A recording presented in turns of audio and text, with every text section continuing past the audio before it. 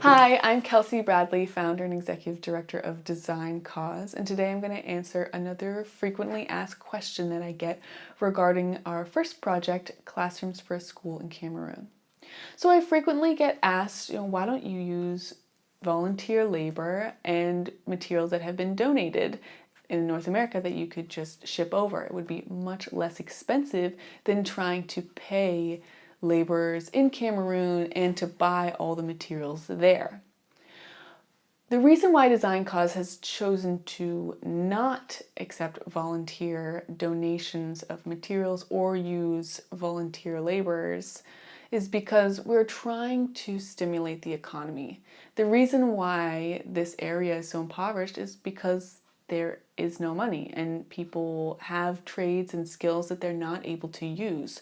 So by providing money in terms of payment for a skill, we're not only helping the immediate people that we're paying, but we're helping the entire community. Because when we pay skilled laborers, then they're then going to use that money to buy clothes, food, maybe school supplies for their kids, and then that money is going to be used by those suppliers that they've paid to buy other things. So you're furthering the cycle of money and helping a lot of people in the process. And we have decided not to use materials that are been donated in the States and shipped over for the same reason, as well as, there's a lot of big question marks when you are shipping materials to an area of the world where it's very difficult to get to. It's very difficult to get things sent there, as well as, I, as a designer, don't fully understand how materials that function a certain way in North America would function in Africa.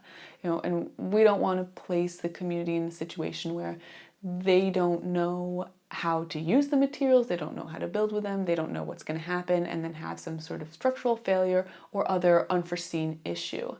We also really focus on making sure that the community feels a sense of attachment and engagement with the structure, and by having outside volunteers and outside materials brought in, we're not including them and they don't feel a sense of ownership or identity in the structures, which is very important in terms of the sustainability and longevity of the structures and the community's acceptance of them.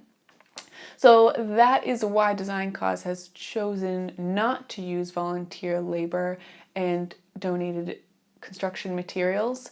If you'd like to learn more about the project or make a donation to support these classrooms, please check out our CrowdRise page. There's a link in the description. Thank you so much for listening.